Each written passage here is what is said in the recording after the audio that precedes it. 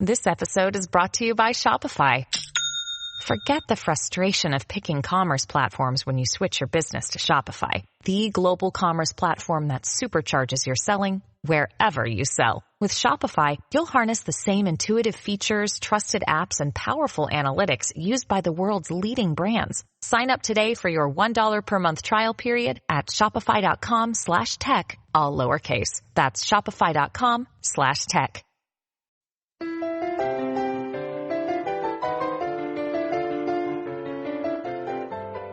Welcome to the Animation Addicts podcast with the Rotoscopers, episode 62, Spirit, Stallion of the Cimarron, with Tradigital Animation, you know what I mean.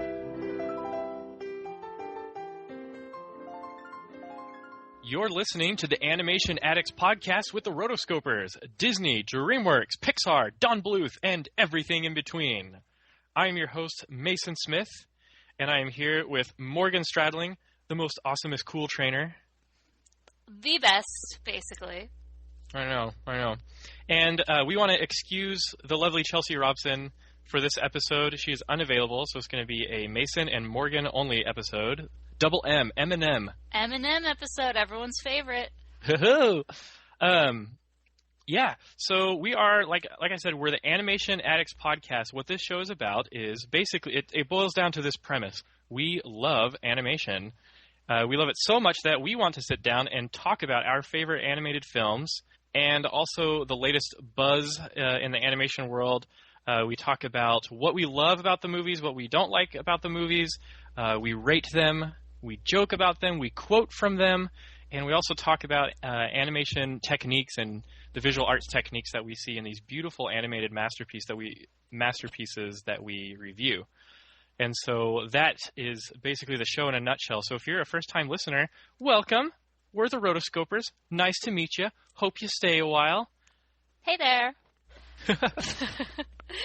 Yeah, we love the Rotoscopers. We have been doing this for 2 years already. I think in one of our last few episodes, it would technically have been our 2-year anniversary, and we didn't even call attention to it. So this is our 2-year party, just me and Mason, I guess. That's my party. Nice. Yeah, the gang's all here.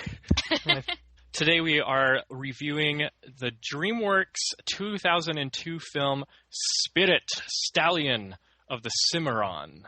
This is a continuation of our horses episodes that we've been doing. We're on like a equestrian streak here on the podcast. It just sounded like a cool thing to do.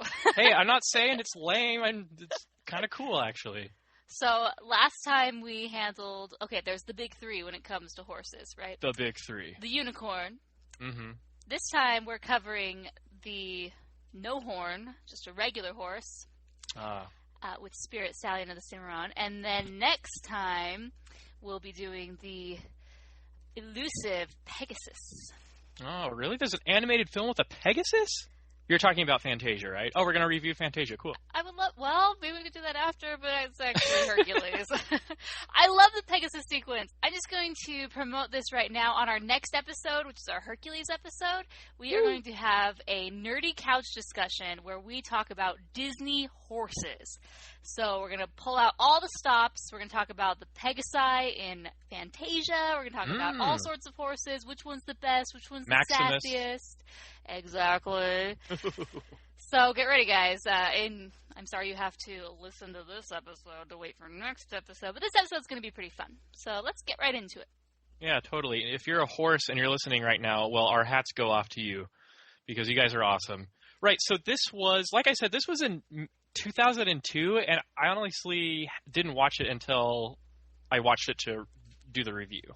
Really? Oh, so you're a spirit virgin. Yikes. Yeah, I guess you could say that. So I had seen this movie when it came out. I was really excited for it, but when you mentioned 2002, I was blown away because I could have sworn this movie was released in the 90s. Dude, from my recollection. This was advertised as from the makers of Shrek. So this was way into the 3D CG animation phenomenon. Yeah. They're still kicking it. DreamWorks Animation. Kicking like horses. So just general background info on this movie. It was released May 24th, 2002. Had a budget of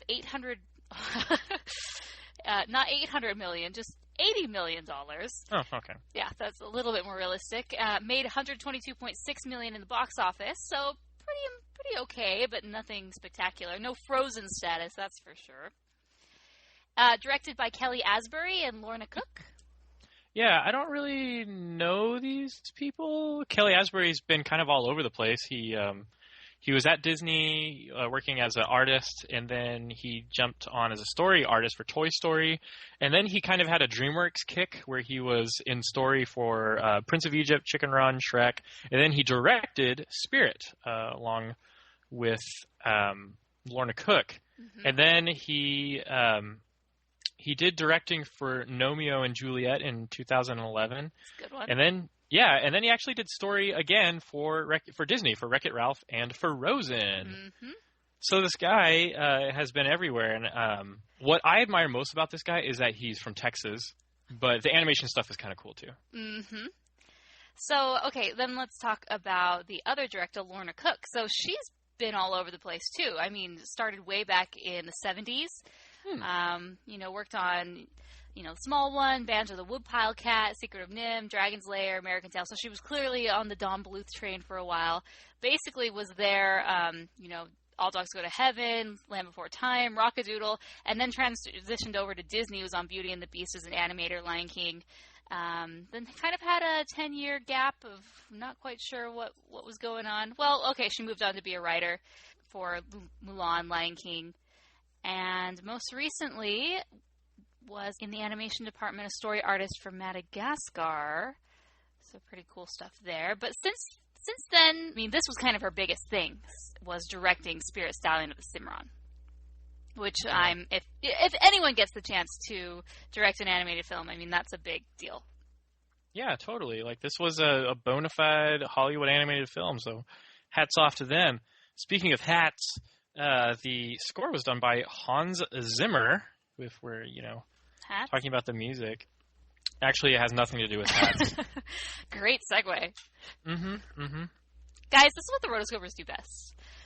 Incredible segues, tangents, random quotes. Mm-hmm, mm-hmm. You gotta be quick to follow us. Seriously. High IQs needed. What'd you think about Hans Zimmer's score? So, I liked this score. Like, from the very... It reminded me a lot of Lion King, for obvious reasons. But it didn't necessarily stand out to me. It just felt very, homely to me. Not homely, but it felt like home, I guess. Living in the West and the Southwest, it just had that, I don't know, very Americana feeling. Cool. Yeah. Yeah, Hans Zimmer in animation, he's done a lot of animated films. Lion King comes to mind, Totally. Very similar. From the day we arrive on the pasture. I think more prominent than Hans Zimmer was our good old Canadian friend, Bryan Adams. Mm-hmm. Sings all the songs. Boy, does he ever. It's like he had to sing every 5 minutes. I mean, sorry, this is going to be my little Bryan Adams rant. If you're Canadian, don't get offended. The film is actually, if you look at it, the film is actually the story of Bryan Adams. Because everything that goes on, it's like, okay, now I'm born in the pasture, and then 5 minutes he's like, I'm eating grass in the pasture, and then it's like, oh no, it's a cougar, look into my eyes, I don't get it. I don't get why Bryan Adams is he supposed to be the Is he supposed to be like the Phil Collins of this? So that's what I got. He was supposed to be the DreamWorks equivalent of Phil Collins because, I'm sure they saw how successful the Tarzan soundtrack was, and it was a way to incorporate and make it sort of musical it's not a musical, but it's a way to have music, especially popular music that will sell lots of CDs, without having to really interrupt the story too much. DreamWorks isn't really known for their musicals, so I thought this was trying to play that card in a way. It didn't succeed to me. I liked the songs, but to be honest, I can't sing you any of the songs. They were all variations of the same beat. Well, I just sang you all the songs. Oh, thanks. Oh, yeah, exactly. Guy with a mustache trying to brand me. Yeah. So, interesting choice. I mean, gotta love 2002, even though he's not really quintessential of 2002, but with it being in 2002, like this is when they were really getting 2D animation down, and you started seeing these cool hybrids of 2D and 3D animation. It's like all the guys who campaign for the glory days of 2D animation and hate on 3D animation, and all the people who only know 3D animation because they're young. This should be like the perfect meeting point for them. Totally. It's like a beautiful artistic truce between 3D and 2D animation. Yeah. So yeah, I think the animation is beautiful. No, I love the animation. The horses, first off, stood out. They were incredible. They were beautiful. Clearly hand-drawn. You know, I think they could have maybe like, oh, let's rig all these horses and then kind of do the matting or the painting on top of it. But some of them were CG. Like not the main ones, like Spirit. Yeah, like not scenes where they're like close up and showing like real emotion and stuff, but like those sweeping camera views of all the horses in the herd. Like that's very Attila from Mulan. You know, it's very wildebeest. Totally. But it's I hate saying this word, very seamless how they blend it all. Yeah, I think the CG background, you know, prop stuff that they were trying to do in the late 90s had evolved significantly from Anastasia. I think of Anastasia, and Anastasia tried so hard to do this and to incorporate this new technology, but it stands out kind of like a sore thumb. But here, 5 years later, they got it right, and I think for the most part it is seamless, and it does look like a painted background, and it actually is pretty impressive, except for that eagle at the beginning that looks so fake. What do you got against the eagle? It just looks fake. It looks like it's, you know, mechanically moving its wings up and down. I'm not such a fan. What about Sam Eagle from the Muppets? There are no aliens here, only hardworking Americans. I don't know. I had to kind of squint to make sure it wasn't CG or hand-drawn. I mean, it's no Zazu fly-in on Pride Rock. I think there's some beautiful, like, it's not 3D layering, but it's where you're basically, you know, painting a 2D layout on a 3D object, and that's how they got these canyon, you know, these whoosh through the canyon scenes and sequences and stuff. I think it's cool because the textures on like the mountains and the grass, like it looks like it was painted on with a paintbrush, you know, kind of like what they were trying to do with Tangled. Now you do see parts where it's like you're on a hill and there's no grass poking out of the surface of the hill. It's just painted to look like there's grass, you know? So you can it's kind of like a gotcha moment there, but at the same time, like I kind of like that it feels like a painting, you know, because this reminds me of like, I don't know, all the Western paintings I grew up with around my house and around my family's house, because our family collected that kind of stuff. So yeah, very iconic looking and stuff. Yeah, I agree. I think this is a really pretty film to look at. Even though it's been 12 years, I think it's aged really well. And watching it, I really enjoyed looking at it visually. Thought it was nice. Yeah. So here's some fun facts about this movie that maybe some people don't know. This is the only traditionally animated film by DreamWorks that has been nominated for Best Animated Feature at the Academy Awards. Didn't win it. This was in 2002, so that went to Spirited Away instead, which I agree there. But this is so good. It's like, oh, man. But that's okay. DreamWorks has so many Oscars of their own, so they're good in that department. So regarding the horses and their voices, I guess, no horses actually speak, but the real horses were recorded for all the audio. So at no time did they bring in any humans to kind of go, hee, or whatever, to make it realistic. You should have tried out for that. I know. They would have completely rethought their strategy. And I'm a really good horse artist. It's like Spirit sees the painted mare for the first time, and then we hear Morgan, whee! Oh, that reminds me of Ever After, when the other stepsister is at the ball and she's dressed like a horse and she sees the other guy dressed as a horse. Oh yeah. And he's like, whoa, and she's like, and the other guy's like, you know, so freaking funny. Mason, anyway, you're pretty good too. I think both of us should have auditioned for this role. Actually, we should do this entire episode in horsese. And you can do your Matt Damon voiceover occasionally when needed. Oh gosh, I'm a great Matthew Broderick, but I'm not as good with Matt Damon yet. And then the last thing, internally, they refer to this style of this 2D, 3D. It's not really a hybrid. It's just sort of meshing of the worlds as tradigital animation, which is a term I've never heard before, but I thought, why hasn't that stuck? Because it's a tongue twister. It's hard to say. Tradigital. Oh my gosh. Tradigital. If you say it like a robot, it's a little easier. No. Okay. I cannot. That does not compute, Megatron. Never mind. Anyway, the Tradigital animation is very good in this film. And, I got to hand it to the sound designers for the film because they had to work with nothing but horse sound effects for the communication of the horses. And the very frequent Bryan Adams song to help interpret. Yeah. And the Matt Damon voiceover narration. So basically the spirit is voiced by Matt Damon. He's the main character. And what I liked about this movie is there's very few characters, and especially since he's the only horse that talks per se or has a voiceover, it definitely limits the character range.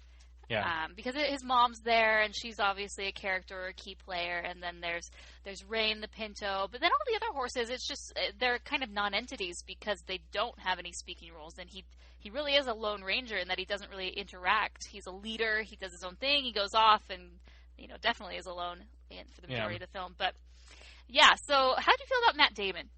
Tom Hanks was in talks to do the voiceovers. I'm glad they went with Matt Damon because Matt Damon's kind of more of a youthful voice. He doesn't really play the super wise character in his film, so that it fit. Although, how would you feel, Morgan and listeners, if there was a cut of this film that didn't have the Matt Damon narration? What if it was just up to the viewer to interpret what the horses were doing and the awesome expressive animation for the horses? That'd be really... And Bryan Adams' songs. Yes. So it does have Bryan Adams songs, but no... Okay, let's go over a few scenarios. Okay. No Matt Damon, Bryan Adams, and horses. I think it'd be good. I don't really think that you needed his narration to understand what's going on. Mm-hmm. Yeah. So this kind of reminded me of Walking with Dinosaurs, which came out last year, and it was a very photorealistic CGI film about dinosaurs, but the dinosaurs there were only about 3 or 4 that spoke, all the other dinosaurs didn't, but they had these voiceovers in the same way. But the difference was their facial expressions weren't cartoony, they weren't characterized in any way, it was just very how a normal dinosaur would react in real life. With no expressions, no goofiness, no whatever. And I thought it would have been interesting to see that movie without the goofy dialogue, because that dialogue was very goofy. But I think Spirit, I see where you're going with this. Spirit could have been taken to the next level if they would have just taken that risk and not had Matt Damon. Yeah. Okay. Next scenario. No Matt Damon, no Bryan Adams, just the horses. Do you think it could have worked? No. I think people would have been bored. Yeah, no. As much as we kind of bash on this soundtrack and all the songs that randomly pop up, they're needed because they're very good. Since he isn't speaking, we need these songs to be his inner monologue and to progress the plot, during key transition scenes. So I think now that I think about it, Bryan Adams is completely necessary. I hate to say it, but Bryan Adams is necessary here. We hate on Bryan Adams. He's probably one of our listeners, and he's going to go throw himself off a gorge. Sorry, Bryan. Well, he'll probably have a fantastical leap over the gorge, He'd sing a song, falling off a gorge, down to the river. Anyway, I'm not much of a Bryan Adams impersonator. Well, let's go from the beginning. Okay. I thought that the opening sequence was pretty stunning. Of course, you have to capture the majesty of the West and this exciting, awesome, untamed landscape. They do a good job of setting up the Western feel from the very beginning without having to go stereotypical Aaron Copland. Yeah. Now there was some serious work done on this opening sequence. It was nicknamed the Homeland Pan by the filmmakers, and it took over 9 months to design, which is crazy. It had a total of over 700 background elements, and on average they had about 30 layers of artwork for each frame. Yeah, so this is almost right up there with Dick Williams' giant layouts for The Thief and the Cobbler. Totally. Like, okay, listen to the wording here. It didn't take 9 months to produce. It took 9 months to design. And so when you're in the design phase, that's when you're carefully planning out the composition and the goings-on of every element of your animation. And so that type of planning for 9 months is just amazing. It's kind of excruciating to think about, but it really makes you appreciate the handiwork and the craftsmanship of this film. Yeah, it pays off. Mm-hmm. Being a 2014 viewer, you can tell that it's CG backgrounds. Like, it looks good, but it's not 100% seamless. You know, you can't fault them, but it's still very pretty. And that eagle bothers me. Still don't like that eagle. Well, it's kind of cool because he, like, flies up in the air, and you see the cloud formations that are horses, you know? There's a lot of allusions to flight, like freedom equals flight in the film. Interesting. Did you notice it when the eagle when Spirit runs under the eagle's shadow and it looks like he has wings on the ground? Yeah, I thought that was pretty cool. Neat. So we start and he's not born yet. So we go right into Spirit's birth, which is probably one of the first and only times that a horse has given birth in an animated film. It's an interesting scene. I like the maturity that they brought into bringing that scene, because they didn't have to. They could have just said, yeah, I'm born. It was great. Or whatever. I mean, with this Matthew Broderick-esque Matt Damon voice. Seriously, at the beginning, I kept thinking, like, Simba? Imagine if Lion King was narrated like this. Hi, I'm Matthew Broderick. My name is Simba. And this is when I was born. Ha, you know. Yeah, I'd probably take away. So that's actually a thing right now. I think Cartoon Brew did an article talking about the This Is Me intro in animated films. And basically, this kind of started with, Ratatouille, where you're introduced to the main character, and it's a voiceover, and then there's at one point where you pan to the guy, the main one, and it's like, this is me. They don't do that explicitly here, but I get that impression because he's talking about his life, where it's like, hey, now I'm born. Wow, it was great to be a part of the world and see my mom. But yeah, I'll include a link in the show notes to the... If you haven't seen the film, that's not an actual line. Yeah, I get what you're saying. Wreck-It Ralph had it. Yep. I think Merida had it. Mm-hmm. Merida. The Bear on the Bow. Brave had it. Yeah. And very cool. Wild Thornberries had it. Okay, so we're not that average. But anyway, I was like a little. I had to like hold on to my seat. I was like, okay, we got a mommy horse giving birth here. Okay, but yeah, it turned out okay. The perfect time to actually, it wasn't the perfect time for a cheesy song. I was like, geez, this is the type of cheesy pop song that belongs in the credits of a Disney film. What are you doing, DreamWorks? Well, they're setting the stage. Now I'm being born in the field, you know. Yeah. The film is very naturalistic. Like it's very like you see the ugly side of a baby horse. The milk thing. I didn't like that scene. That bothered me. I'm like, okay, this for the most part, this is a very realistic movie, and then you have the baby horse blowing bubbles with the milk. I'm like, gross. Okay, no, not realistic. I don't like it. So I felt like there was a bit of stumbles, trying to figure out where they were. I don't know. Did they want to get the kids' attention at the beginning? They're like, "Oh, this is funny, kids. Don't worry, you're gonna like it." But It is. They do have some funny parts, like Spirit versus the icicle. Yeah. Where it gets latched onto him and it breaks off, and it's like he like plays it off that he's just carrying it in his mouth. Yeah.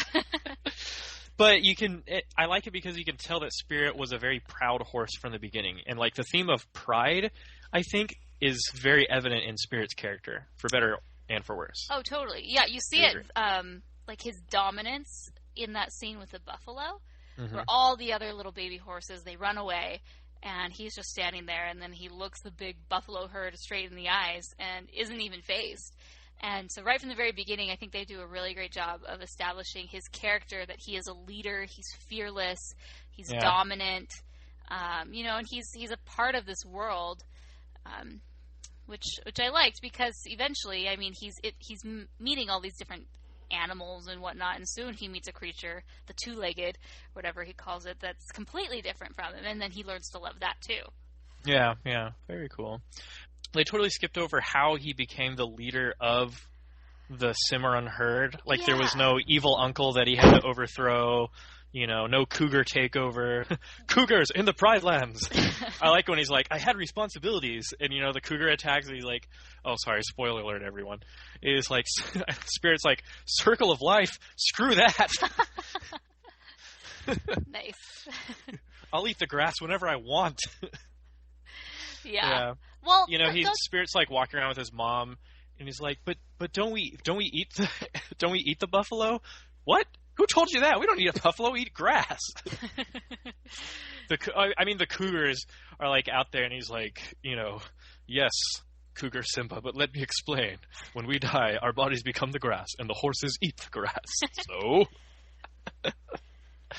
you know, this could be Nala's descendants. You know, what? Except not in Africa. Yeah, I think even that is too far fetched for a Mason conspiracy theory. Yeah, nice try. Yeah, next time. I tried. I think when they're talking about his dad, and doesn't he say, like, I took over from my dad? Or am I making that up? Maybe I'm making I don't think so. I took over from my mom, maybe. Yeah. Typical orphan in the animated film. Just kidding. Seriously, where's the dad in this picture? Okay? Where is he? Where's Dad? Well, I'm sure the already riveting, exciting story of Spirit would have been tarnished by a dad. Where's Dad story? You know? Yeah. What happened to Dad? Those are the tough questions. They couldn't go that far. Yeah. So there's all sorts of songs mixed in here. Yeah, yeah. We jump into another song. I don't even know let's see. I Will Always Return. Perhaps that's the one. And I was getting very much a I Can Go the Distance vibe from Hercules in this song. So there's a big mishmash of all sorts of stuff going on. A little bit of Lion King, a little Hercules, little this, little that. And I hate to make it look like these DreamWorks films should be compared to Disney. But let's face it, Disney's kind of the benchmark with stuff, you know, with 2D animation, because that's what we grew up with personally.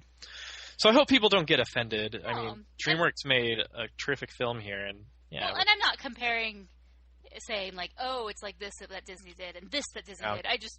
I'm very familiar with Disney, so those are things that I make analogies with. Yeah. You know, DreamWorks does put out a lot of original material. Mm-hmm. Yeah. Oh, definitely. Yeah, so anyway. End of Act 1, if you will. He sees the campfire in the distance, and the harmonica? Man, sound travels out there. And he goes over to explore it, and he had plenty of warnings not to do it. Mm-hmm. The horses are like, dude, bro, you see us? It's because of them. Head back now. I love how there's kind of like a contingent, I love how there's kind of like an agreement between all horses. You know, if you really watch the film, while the humans are chasing after Spirit, the horses kind of like get in the act of stopping the humans, you know, for what little they can do, you know. And then he even narrates it. A wiser horse would have turned back now. And it was like, I'm like, what's the point then? You were not a wise horse. Basically. Obviously not. I mean, I understand why this had to be there, you know, because otherwise there would be no story unless he didn't explore the human camp. But I'm like, why would you do this? Not smart. Not smart. Not the brains. He's like chomping on the dude's hair. Like, you don't know who these people are. This could have been the time when they had like repeater rifles and stuff. You would have been full of holes, horse. Mm-hmm. I'm just kidding. I'm sure. And I like how I like that the humans weren't too far fetched. You know, It's a beautiful stallion. They are in the business of taming the Wild West, whether you like it or not, folks. And they're going to, by gosh, they're going to break this beautiful horse, you know? Mm-hmm. Well, you know how expensive horses are when you get a free one that's just walking into your camp? Yeah, I'd try to catch it too. I'm glad there's no, like, Clayton-like villain who's like, rapid flash environment, I'm gonna shoot all the horses, you know? It's like, that's so stupid if they had put that in there, and I'm glad they didn't. Yeah, they did a good job that the villain was really just human civilization in general, kind of taking over their lands, rather than one person, you know, in Home on the Range, like the one guy who's trying to take all the land so no one has any more. It was more just like, civilization is occurring and happening, and the West is being developed, and you're going to lose your land. What are you going to do about it? Yeah, so it's a mature look on this whole Manifest Destiny thing. Yeah. Mm-hmm. Like they don't. I like that DreamWorks didn't try to make a statement about it. You know, they didn't go too extreme with it. I mean, it's a classic conflict. You are a wild animal having a great time in your own, in your own place that's yours, that to you doesn't belong to anyone, and here come people who think that it belongs to them. There's the conflict, I like it. I wouldn't call the Colonel guy, Colonel Mustache dude, a villain, but he's definitely an antagonist, and there are definitely forces working against Spirit. Yeah. From within and without. So, yeah. And then there's another song somewhere in there. Although, I do love the song where they're so they do capture him, They capture him, they bring him to the fort. I love the montage of them bringing him to the fort, like that lightning strike in the sky. My gosh. And these beautiful, beautiful shots. Everything's very like Monument Valley in Utah. Very majestic. Very majestic. Lovable, yes, cuddly. That's me to a T. So it's very beautiful. So that song during this part, I'm just looking at the track list, and I'm going to make a wild guess that the song during this part is called "You Can't Take Me." Okay. Don't tell me, but I'm going to try to guess how many Bryan Adams songs are on the official soundtrack. Right now? Yeah. Okay. 8. There are 8 Bryan Adams songs in the film, counting, reprises and... 10. There's 10? But that's 10 that he wrote. I don't necessarily know if it's 10 that he sang. Okay. Yeah. Maybe our diehard Spirit fans will correct us. Probably. Let us know on the social media, but it's a lot. That is a lot. It's a lot of Bryan Adams, folks. I mean, that's more Bryan Adams than you're going to hear in like 3 Steak Youth dances. Lots of cheesy songs. I like it's very like he's being drafted now. Like he's being put to military work. So of course they give him the short haircut. I know. I was thinking that. I was like, is this necessary? I love it. He's like, come on, man, don't touch the hair, bro. Yeah, seriously, he's like a wild free spirit, and they're taming him. I mean, would you cut Tarzan's hair? Would you try? Oh, cutting Tarzan's hair is like cutting Samson's hair. You just don't do it. Oh my gosh, it's the source of his man-gorilla hybrid powers. Totally, that's why he's such a good skateboarder on the trees. This is the part where I started seeing where I started having these moments with the animation.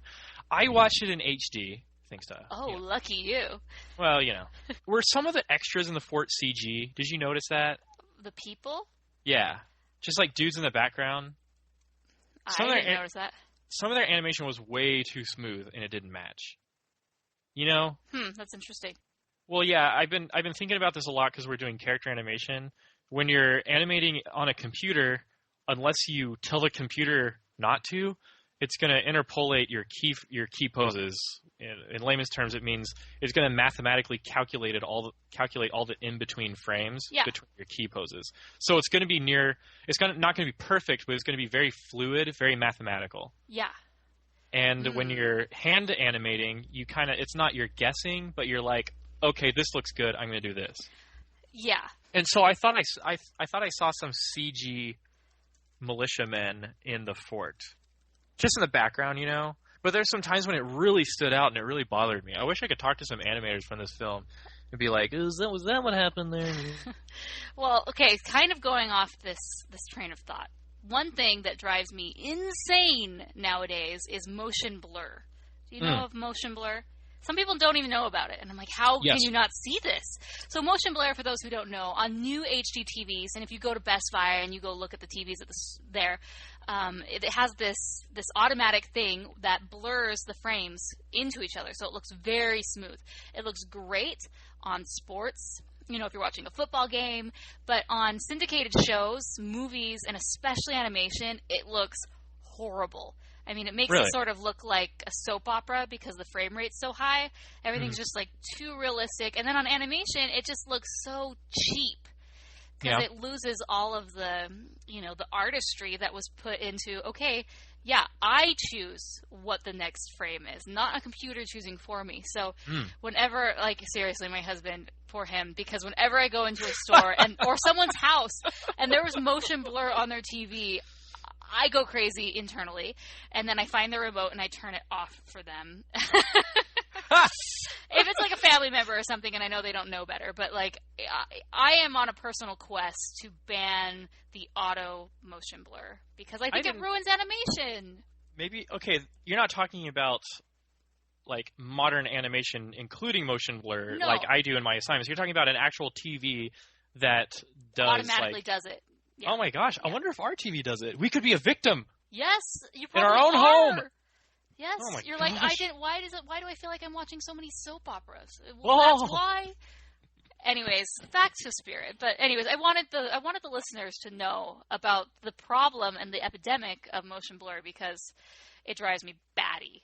You know what batty, very Harry Potter, nice one. You. You know what we should do? We should get on the YouTube channel and do a public service announcement campaigning against the included frame rate blur. I would totally do that. I'll gladly volunteer.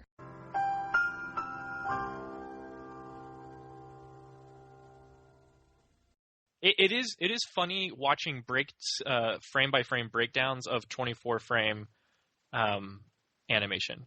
Like, we had a guy who animated stuff from the bowler hat guy scenes from Meet the Robinsons, or some of them. A guy named Jay Davis, he was at Disney. Yeah. And he showed us frame by frame, and there's these parts where bowler hat guy stretches so stretchy-like, and he moves so fast that the frame by frame is actually like, you see it, and you're like, how did that even work in theaters? And then he plays the whole thing, and it's like, whoa, the illusion of life, animation magic, what?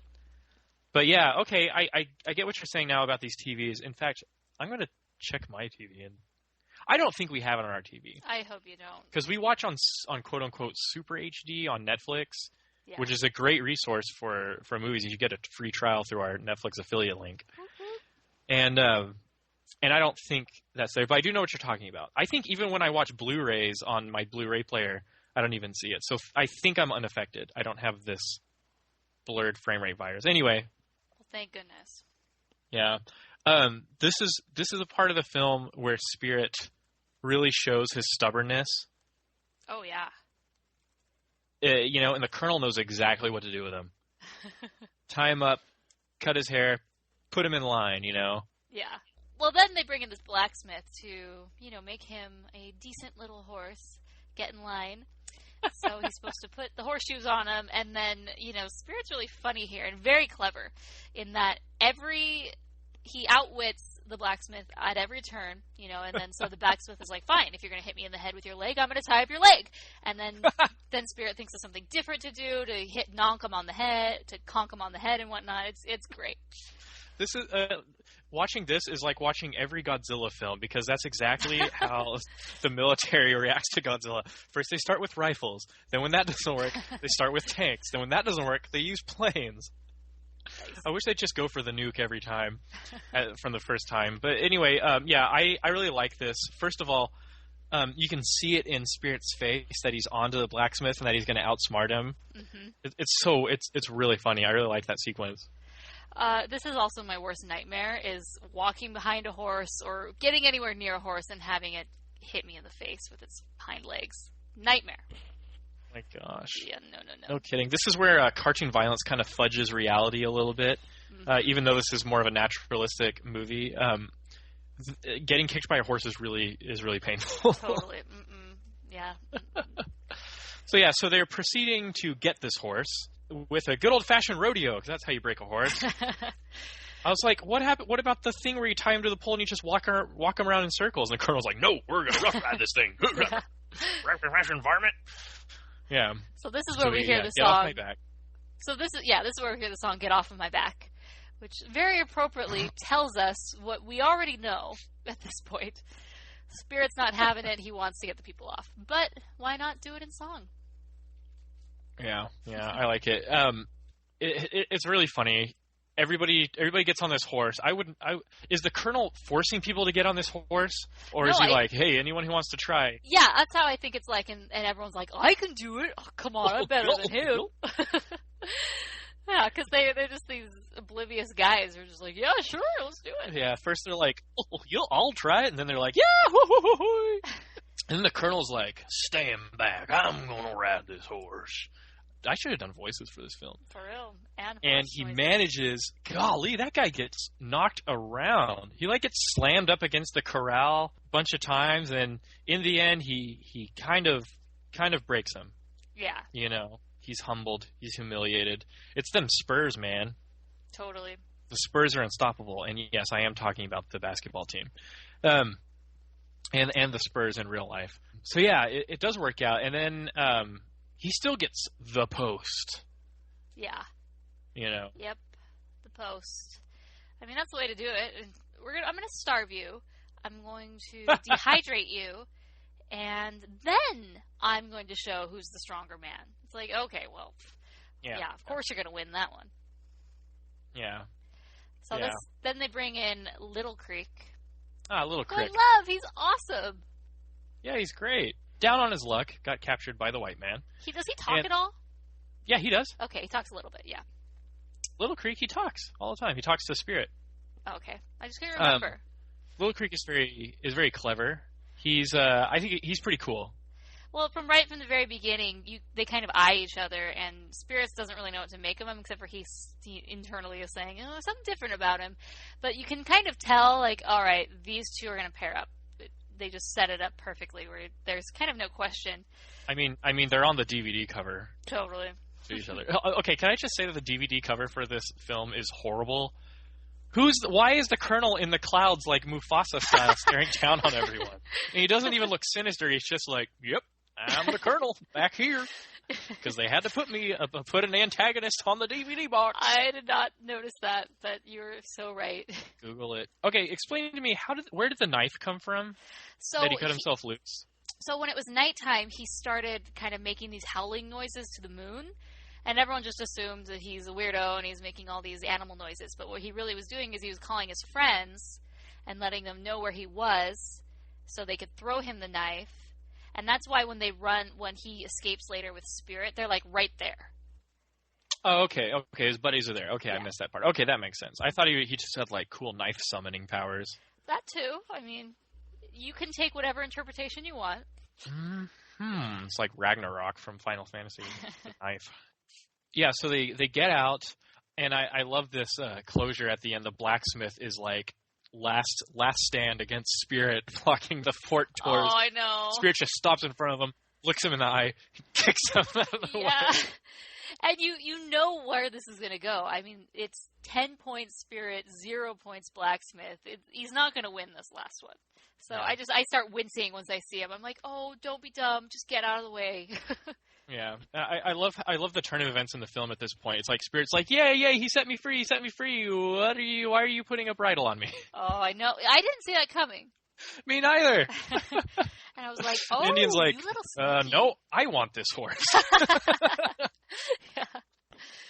Well, okay, so when they're doing their big escape, I was impressed with his skills. He grabs onto the horse and he's kind of riding alongside him. But then he does that for like 2 minutes where he's just hanging on the side of the horse. I kept thinking, okay, use those little muscles of yours and pull yourself up. Yeah. But like he just sits there. I'm like, I think you would have fallen. I hate to say it. Yeah, very impressive, very Legolas. I know exactly. That's what I was thinking. He's just like break dances around the horse, Legolas style. He just. Yeah, I think Little Creek is cool. He does have a plan to ride. He also wants to break him, but not Colonel style. He does it with love and understanding. Although his buddies are like, this is not going to work. Oh, and also during the Great Escape, we are introduced to the painted mare. Ooh. Okay, anyone who's ever ridden horses, the girls always want the painted horse. That is the horse because they are beautiful. Had. Really? Chelsea had a Pinto, and kind of basically looked like that horse. Her horse was named Nud. N-U-D. Nud? And this was my idea. I helped name this horse because the horse, the Pinto, the spots on it formed an N. So we're like, oh, we have to name it something with an N. So I started thinking of all these names. I'm like, you should name it Narcissus, from Greek mythology. And so she kind of went with that, and she named it because the horse was very stubborn and into itself, sort of like Narcissus. Okay. And so we named it Narcissus, the letter U for you, and then dork. N-U-D. Really lame, but really hilarious. Very well, very well. That's funny. Yeah, and so he kind of goes out with her he thinks that he's going to escape. And this part is hilarious because Spirit's face, while he's like, you don't want to escape? Mm-hmm. She's like, nope. And he's like, what is going on here? You know? Yeah. Well, and this is another instance where you don't need dialogue. You get exactly what's happening without it. It's perfect without dialogue. Like, I love his face where he's like, you live here with these people? Yeah. It's like, what is your problem? Yeah. You know, and then there's the Matt Damon voiceover where he's like, yeah, she was growing on me even though she was, like, horribly stubborn and annoying. I was like, it starts.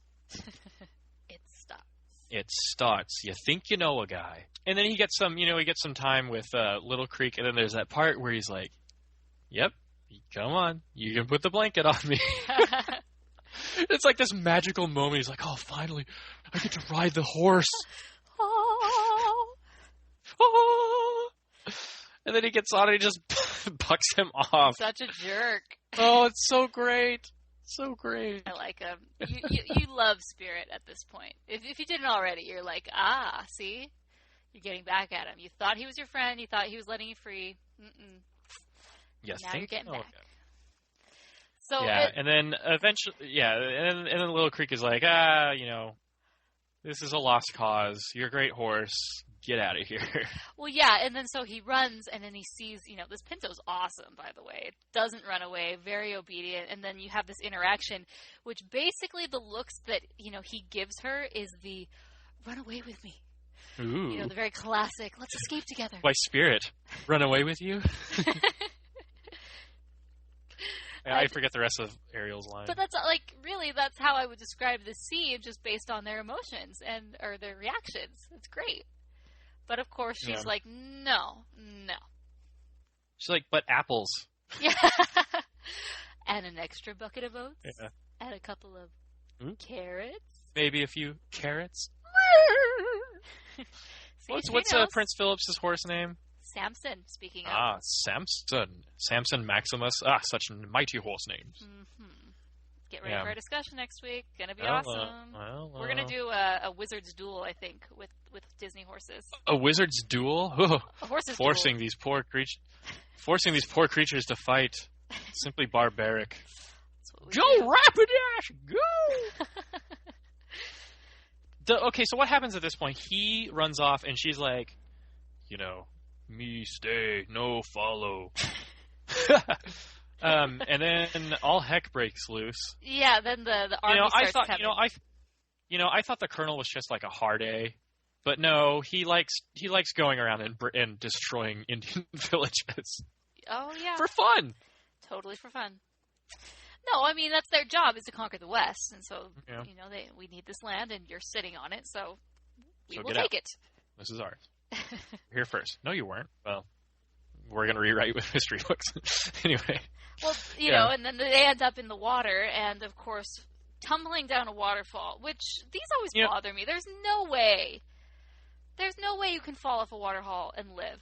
There's no way you can fall off a cliff twice in one movie and live. I know. I'm like, what is this? Lone survivor? Like, this guy has got to take some injuries from these falls. I thought that she was dead. I thought that the story would have been just fine if Rain was dead at this point. I agree. I think it would have been a little deeper, a little bit more serious. It would, veering definitely into Lion King territory.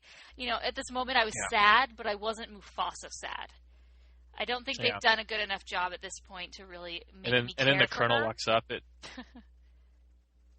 then the Colonel walks out, and he's like, Spirit, what have you done? It was an accident. What would your mother say? What should I do? Mommy. Run away, Spirit.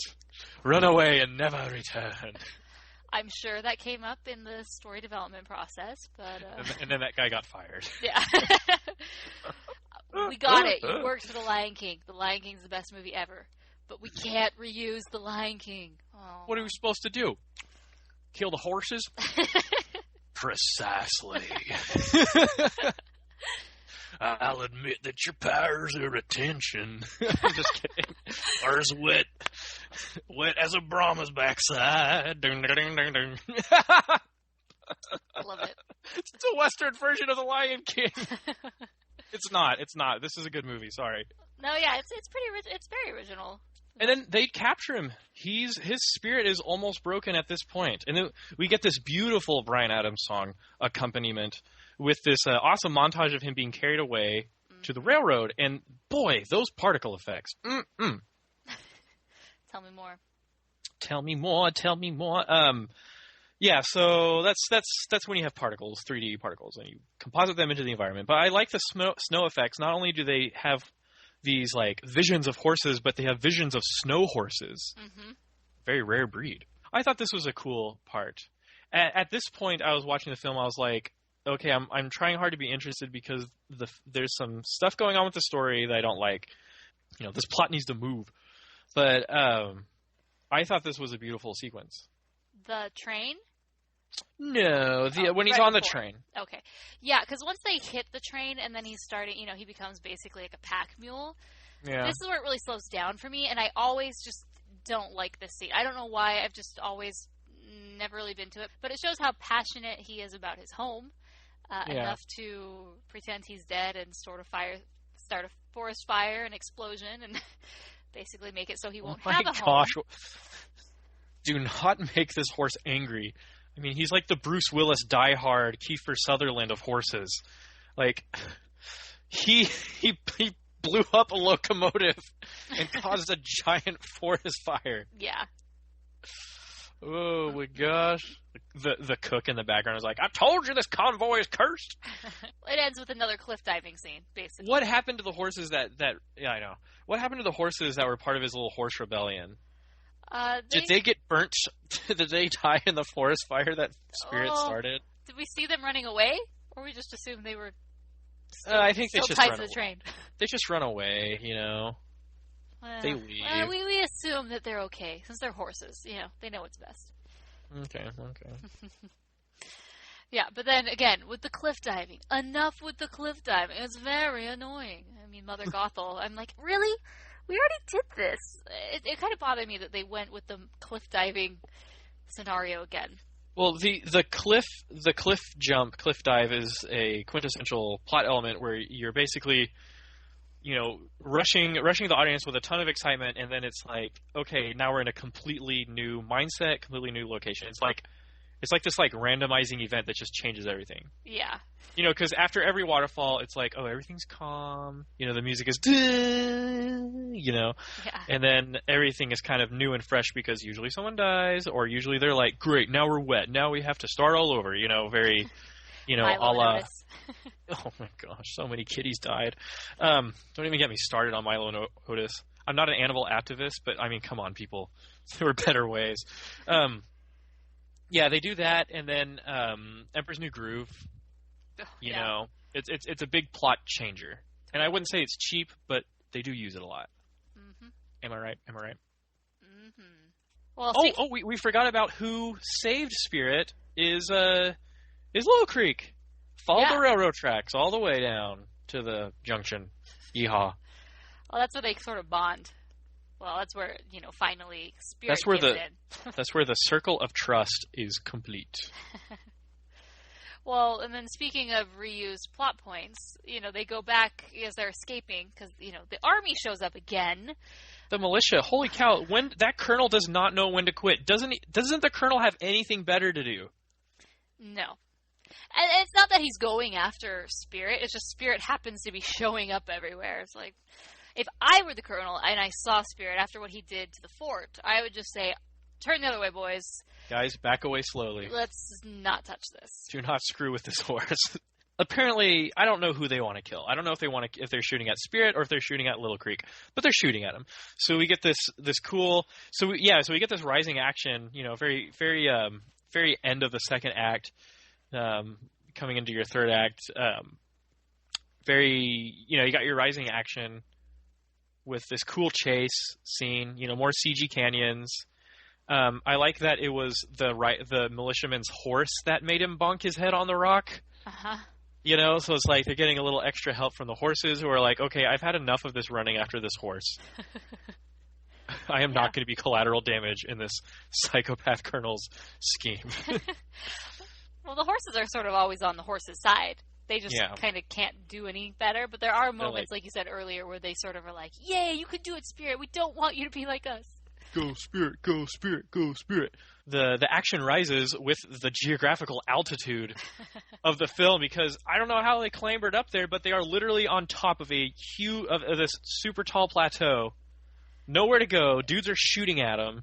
And then you get this awesome moment. Oh, no. Oh, yes. It's like the Homer skating down the ravine in The Simpsons. It's like jump. It's like the Maximus jump on Tangled. Exactly. How many more of these can we think of? Oh my gosh. Let's see. I don't know. You know, it's the classic. You know, the. Will he make it? Oh, will he make it? Oh my gosh! Woo! Woody saves the day again. I like. Okay, and this is the part this is one of the funnest moments of the film. They look back, and the militiaman's about to shoot at him again. You know, clear shot, and the colonel's like, you know what? I'm done here. Yeah. I'm done here. Surrender. Horse. Well played, horse. Let's go do some real things, like fight this whole Mexican war we're in, you know? Or, you know, fight the Confederates, you know, like our real job. Well, yeah, and then, you know, as he's parting ways, and to give, you know, the signal of surrender, I mean, he gives the nod. The nod. How many times do you get the nod? It is a huge honor to get the nod from this colonel. Mm-hmm. The last person he gave the nod to was Abraham Lincoln. It sort of signifies, like, you're all right, kid. Yeah, you go, Spirit. So I like it because it brings him back down from this why is he trying to shoot the horse to, you know, okay, this guy's got a limit. He's got a breaking point. Yeah. You know, there's still hope for the Union. I'm glad he didn't turn into this whole, you know, you varmint, I'm going to kill your whole family, you know. Yeah. He's not like, I could use a challenge. After all, after I'm through with you, capturing your family will be all too easy. You know, he doesn't go all Clayton on him. Thank goodness. There's no Disney villain falling death for the colonel. So yeah, I respect that. Well played. It wasn't needed. It wasn't. Yeah. So then we go back, and did you think at this point that Spirit was going to, you know, accept this life with Little Creek? I didn't know what to think. Didn't know what to think. They were best buds now because they got that awesome bro like, yeah, we did it, woohoo! You know, chest bump. After their just fist bump. You know, hoo. I didn't know what was going to happen. There was a part at the end where Little Creek is like, well, I guess this is goodbye. I thought he was going to run off with Spirit and just leave his tribe. I don't know. I don't know how he would have eaten. Yeah. Well, then we see Rain, which is unexpected to me. I didn't expect her to be walking up. Yeah. So they really let you know, or they try to emphasize that she's dead. They have the colonel say, forget the mare, you know, she's not going to make it anyway. She's not going to last long anyway. You know? Mm-hmm. Yeah, and but she makes it. Yeah, good job, Rain. He pulled through, and now Spirit gets his love interest. And okay, here's how it happens in the end. He goes off with Rain. It's suddenly understood that Rain is with Spirit now, and so Little Creek is like, great, now I'm totally without two horses. The rest of his tribe is like, well, you know the rules. You got to run from now on. Huh? Anyway, and so Rain goes back with Spirit to his herd. Is this okay? Is this an okay thing? No. I'm sorry. She's not a purebred. She's a pinto. Oh, so, filthy little mudblood. Totally. She's going to ruin the herd. She's going to dilute the bloodline. You know, they're not going to be purebreds anymore. And when it comes to horses, I'm about purebreds. What a Slytherin. I know. What house are you, Morgan? Just tell Gryffindor, and I really wanted Slytherin when I got sorted in Pottermore, but I was Gryffindor, and I'm like, oh man, because I finally, like, after all these years, it was like only after the Harry Potter series had ended that I was like, you know what, seeks power, really Yep. motivated. Like, I'm okay Check. with Slytherin, and then, yeah, it was Gryffindor, and I'm like, oh, man, courageous. That's all right. You and me can be buddies. Nice. You and me can be buddies. I'm a Gryffindor through and through. Woohoo. In fact, I took the passive dominant. What's that personality gauge? It's a real famous one. Myers-Briggs, no? Yeah, Myers-Briggs. They had a Myers-Briggs adapted to Harry Potter characters, and I got Ron Weasley, which I'm totally fine with. Totally fine with. Yeah. And I don't know what Shanna would be. My wife. I think she'd be like a Ravenclaw, Hufflepuff, wherever the hipsters go in Hogwarts.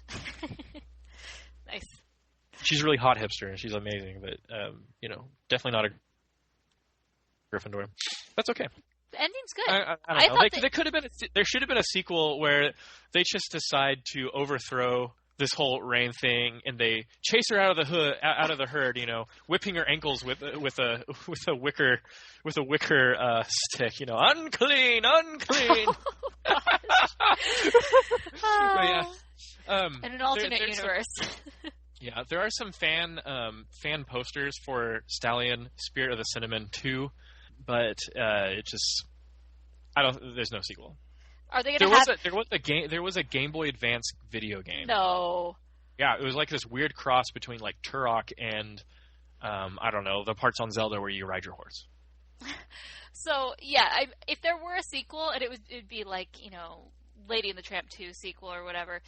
You know how usually in these movies when like two different breeds have babies, it's two like in worlds. It's like in Lady and the Tramp where like half of them look like completely one of the animals, and the other half of the litter looks like the other. There's no mix. It's like, looky, goody, we got 3 purebred Cocker Spaniels and 2 baby tramps. Perfect.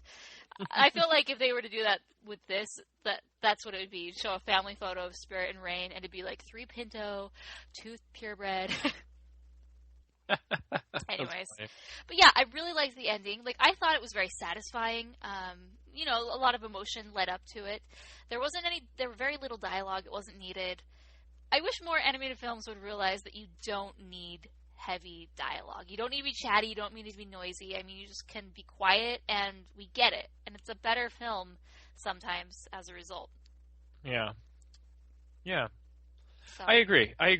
There doesn't need to be the animated character dance party at the end of your animated film. Oh, the nut job.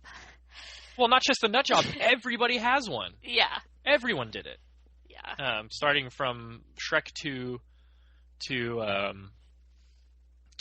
whatever. Everybody had to do it. So anyway. Why do you think there's so much noise in U.S. animation? Like, why do they have to talk so much? Because we're Americans and we love explosions. Hey, I know I love explosions. Let's see. I don't know. We've talked about Miyazaki's films and how the story and the pacing is just so different and refreshing from animated films. I feel like there are some animated films that aren't very chatty. Ice Age is one of them. Uh-huh. Ice Age has a lot of scenes and moments where you really get to reflect on what's going on. Yeah. At least the first one, the golden one, Mm-hmm. Always the original, Gen 1er. There's some Disney films, Pixar, did amazing things with WALL-E. The whole first half of the film, basically. Mm-hmm. But I think it all boils down to, and this is a good thing to bring up, since the Academy Awards just ended. It boils down to this stigma of animation being for kids. Yeah. Like, these are kids' show. Have you read that article? That supposed article where they interview quoting Academy Awards judges, and they're like, "Yeah, when it comes to animation, like that's like 6-year-old stuff. I don't really care. I haven't really seen any of these films." That.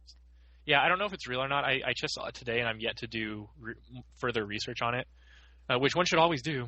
Never take anything on the internet at face value, except for the Rotoscopers. We're awesome.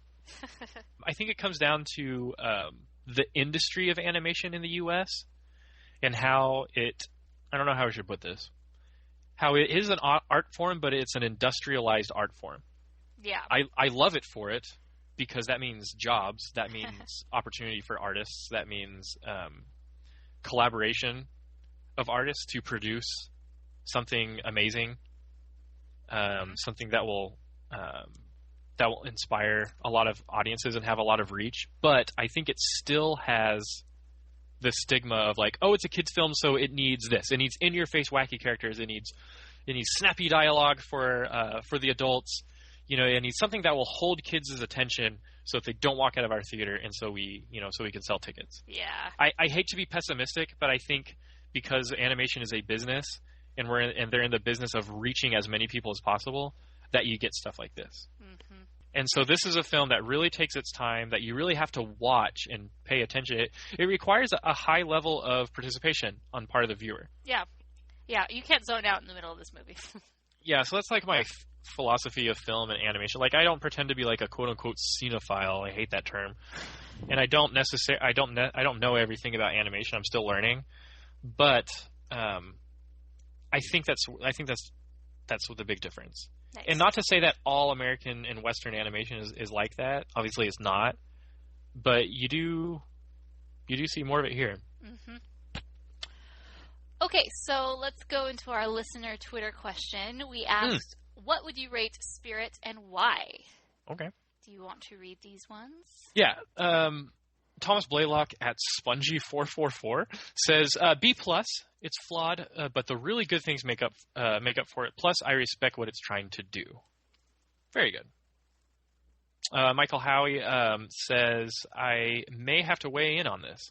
I wanted Prince of Egypt meets Bambi, but DreamWorks seemed to chicken out. I don't know if that's a pun for Chicken Run? I don't know. I'm just kidding, Michael. Good point. There really could have been kind of a spiritual journey kind of thing that's going on, but instead it's just kind of a journey told through the eyes of a horse. Okay.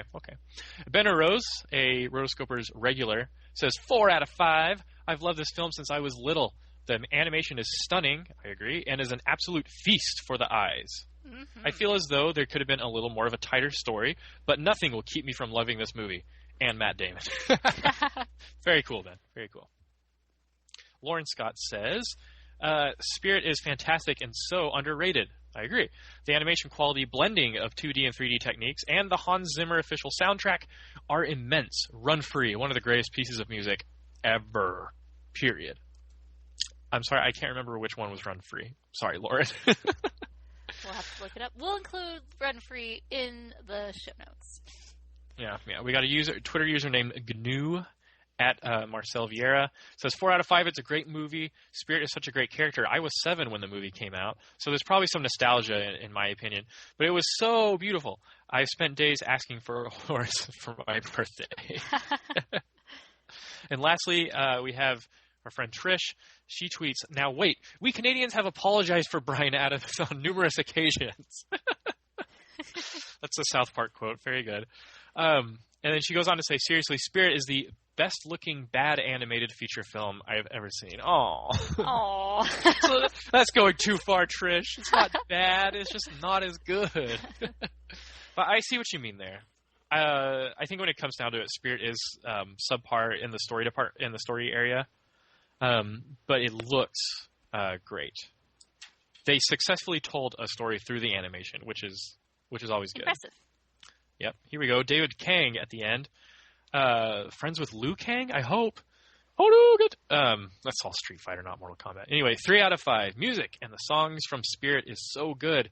Somewhat like Tarzan. I also agree. I love the song Here I Am and Get Off My Back. All right, let's move on. Okay, so what would you rate it? All jokes aside, when it comes down to it, Spirit, Stallion of the Cinnamon, and its Tradigital Animation has brilliant animation. Like, it's very well animated. Like I said, this is the era when they really got 2D down, and they were really starting to get the whole blend 2D and 3D right. So it has really good animation. I thought that the plot, while cohesive, wasn't strong or engaging for me as a viewer. So I'm going to do 3 out of 5 stars just because the animation is really, really good. And but I didn't the story was entertaining, but I didn't feel like I wasn't engaged in it. Yeah. In fact, actually there's a point where I kind of like didn't doze off, but I kind of like my mind wandered from the film, and that's never a good thing. So I really liked... Oh, go ahead. Sorry. So this is a good film, 3 out of 5 stars, but it does have problems. So I really liked this movie. I had not seen this movie since originally seeing it in theaters way back in 2002. It was a solid film, very enjoyable. I was very, unlike Mason, I was, for the most part, very interested in the plot and what was going on. I loved Spirit as a character. I thought he was really strong. Just really cool that they took that leap. Get it? They took the leap and they didn't overly use dialogue in this movie. For the most part, it's very quiet. Vocally, you have, of course, the incredible Bryan Adams, which, as we were talking about, you couldn't do this movie without him. If you took that away, it would be too quiet. So I really liked that. It was mature, yet jovial, and just a new twist on a story that maybe we hadn't seen before. It felt fresh. So for those reasons, I'm giving it 4 out of 5 stars. Woohoo! Okay, so now we are going to do our voicemail and mailbag segment. So these were people who called into our voicemail hotline and also sent us an email at contact@rotoscopers.com. That's our new email address, in case you don't know. You can send them to both, but that's the one now when you're sending email, send it to contact@rotoscopers.com. Contact@rotoscopers.com. So our first one is from Lauren. Hey, you guys. My name is Lauren, and I've been listening to your podcast for the past, 5 months, and it's been awesome.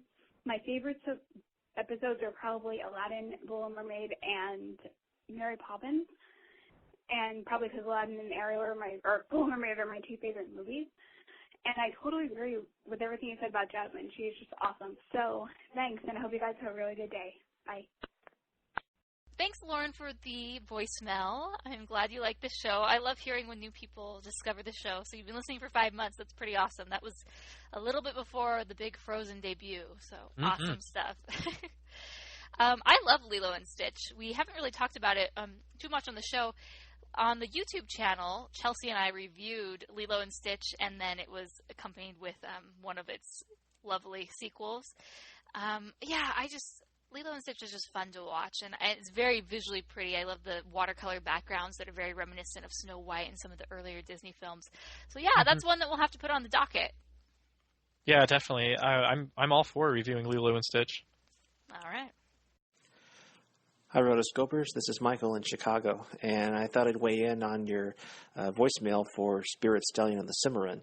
When I first heard it came out way back in 2001, and I saw the first previews, I was very excited because DreamWorks SKG had wowed me with Prince of Egypt, and I thought, wow, this is their Bambi. This is them being able to take something and make it very interesting regarding the animation aspect of no vocals. But I was a little off-put by the fact that in the end they had Matt Damon do several voiceovers for Spirit, and even the Bryan Adams songs, even though I kind of am a big fan of Bryan Adams, it felt really out of place.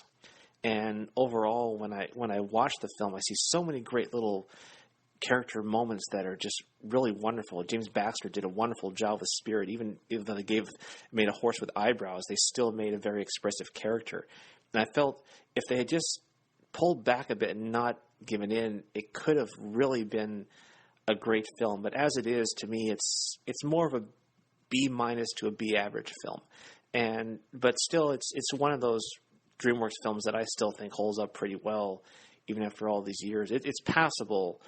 But when I think of Spirit, Stallion, and the Cimarron, there's so many times when I think you could have gotten so much further, DreamWorks.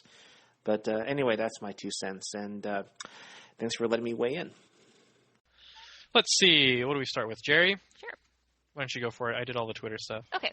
So our first email is from Geri. It says, Dear Rotoscopers, first of all, I've been listening since the Goofy Movie episode. Ooh, happy 1 year to the Rotoscoper listener. And while you can get a little quite happy at times, I really like the show. I'm happy that you have decided to do one of my favorite movies, Spirit. I have great memories of watching this movie with my grandma. I can always count on her to say, horses don't lap, they suck, every time when baby Spirit is drinking from the pond. One of the things I like most about this movie is that the horses don't talk, but you can still completely understand what they are thinking through body language, facial expressions, and the beautiful score. The songs serve the mood just perfectly and help bring out the emotion of the film. Thanks for taking the time to do an incredibly underappreciated film. Keep up the good work. Yours truly, Geri. Body language. We've been doing a lot of these underappreciated films recently. I like it. Yeah, I like it. I'll have to do with horses. Here we go. Name, Huey Cox. They say, hello, Rotoscopers. I thought I'd suggest some films from the infamous rotoscoper Ralph Bakshi. Oh, yes. Some of his films are a little racy, but interesting. Thank you for your time. Love the show. So he lists a few of these Bakshi movies that are very heavy on rotoscoping. The Lord of the Rings, which I need to correct. We were talking about The Lord of the Rings being done by Rankin Bass in the last episode. That was actually just The Hobbit and The Return of the King. So, like, Lord of the Rings, animated movie from, like, the 60s or 80s or so, that was the first 2 books. So this is, Ralph Bakshi. So anyway, Lord of the Rings, Fire and Ice, which I saw a long time ago and actually liked it. Wizards, haven't seen. Fritz the Cat, the first X-rated cartoon. Let's do that one, Morgan.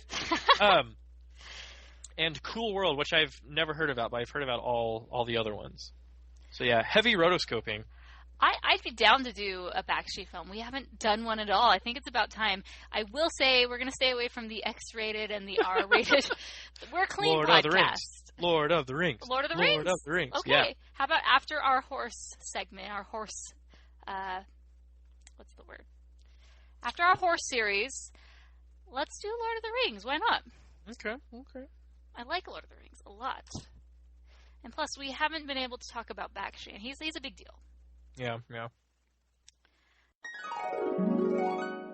All right, our next one is from Todge. He says, hey guys, love the podcast. I'm in medical school, and you guys have made my sometimes arduous commutes on 2 rotations in class so enjoyable that I look forward to the time spent driving now.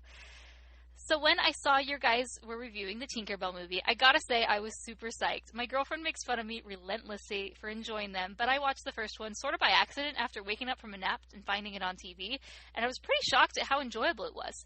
I've since watched the rest on Netflix. I have been pleased with the series thus far. So glad you guys had positive things to say about it too. Keep up the awesome work. P.S. I think it's funny that Mason does get so much love from the girl listeners. So here's my shout out to Morgan and Chelsea for all they do for the Rotoscopers, because they make me laugh a lot too. Cheers, Todge. Love from the girl listeners. Oh yeah, we always get emails where it's like, I love Mason, he's so funny. Come on, you know it's true. Well, I do. Okay. I know I'm funny. All right. Thanks, Todge. That's awesome. So, actually, we just put up a review of the new Tinkerbell movie, The Pirate Fairy. We had a listener who, apparently it's out already in the UK, and so she wrote a review. It's a beautiful... Is that the one with Tom Hiddleston in it? Yes.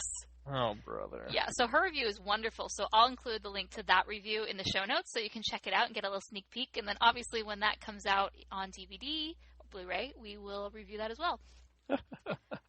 All right. Go Tinkerbell. Oh, brother. Let's see. Okay, we've got a jumbo email from Courtney. She says, I loved your review of the recobbled version of The Thief and the Cobbler. Ah, yes, one of our finest episodes. Preferably your views on Richard Williams. I graduated from SCAD as a graphic designer, but as a big fan of animation, I attended the animation clubs quite regularly. When they showcased The Thief and the Cobbler one night, I was floored by the technical skills that Williams is so well known for. The way the intricate animation and the characters interweave with the backgrounds is absolutely breathtaking. Well said. I agree. It reminded me of an older film of his, Raggedy Ann and Andy, a musical adventure, based on a series of Raggedy Ann and Andy books and an old-school Disney Channel staple in the early 90s. It's infamous for its massively trippy and deranged animation and story.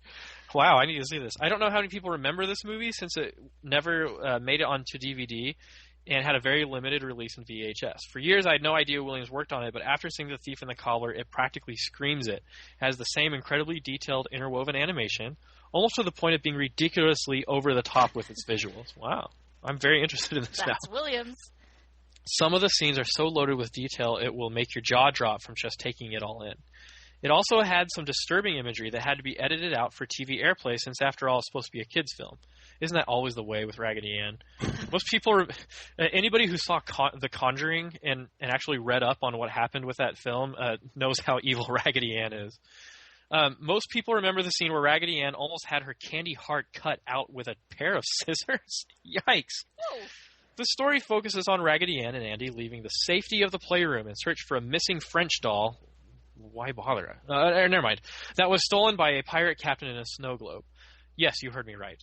On their journey, they meet a depressed blue camel toy, a lake of sentient taffy that keeps eating itself, and a diminutive king who inflates when he laughs. This is getting really disturbing. Also, this whole movie is a musical, which are the songs are surprisingly catchy, even if the story makes no sense. It's no surprise it did not receive a good reception upon release to theaters, which critics complaining that it was too hard to follow and too weird, but it was praised for the setting of the film and animation, along with its massive voice talent. I recently found out that a stage musical adapted this movie twice, and strangely, this is something I would really love to see. If you ever get a chance to check it out, it's entirely on YouTube. Not sure if it's worthy of a review, but I'm sure it would be entertaining if you did. Thank you for all your hard work. I love listening to you guys when I'm at work designing and coding like a mad woman at my desk. You guys always make my day. Thank you, Courtney. Wow, Raggedy Ann and Andy's musical adventure. I gotta see this now. You know, I always had this idea of doing a Google Hangout where we all watch the same movie at once. Like, we all press play at once.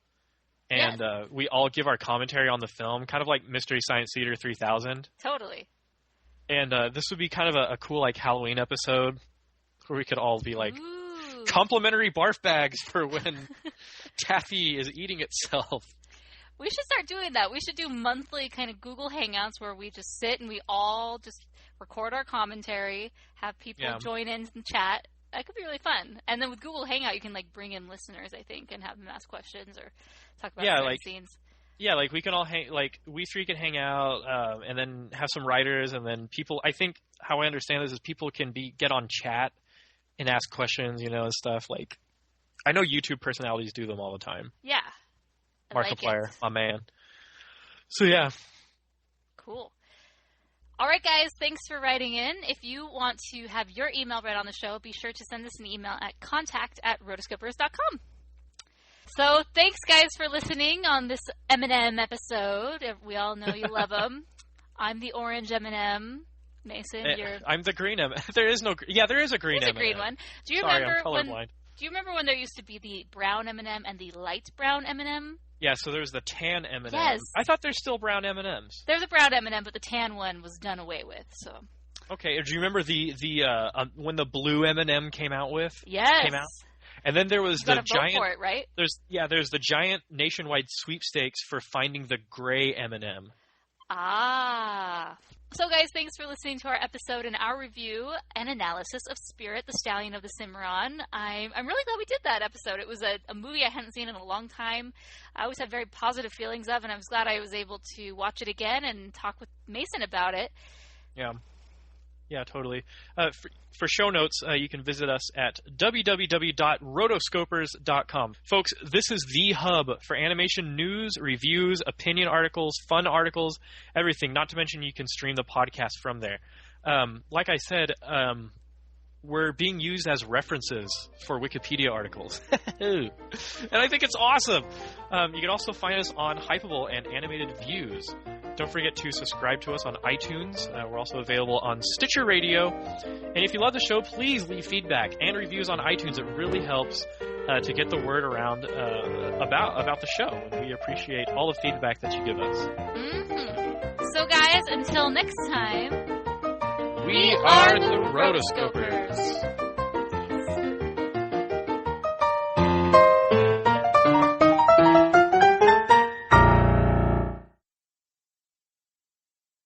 Jane really loves me. When we were dating, I would come over to Shanna's house, and Jane would get so excited she would pee on the floor. Whoa. I'm sure that happens to a lot of ladies when you were single, so... It's actually an effect I have on women, so... Perfect. Yeah. Loss of incontinence. I put that on my resume. Perfect. Yeah. Velvety voice, and women often pee themselves when they see that. Anyway. I'm just kidding. Stallion, Spirit of the Cimarron. Anyway. You know, I almost want there to be some Copeland in there, some. You know.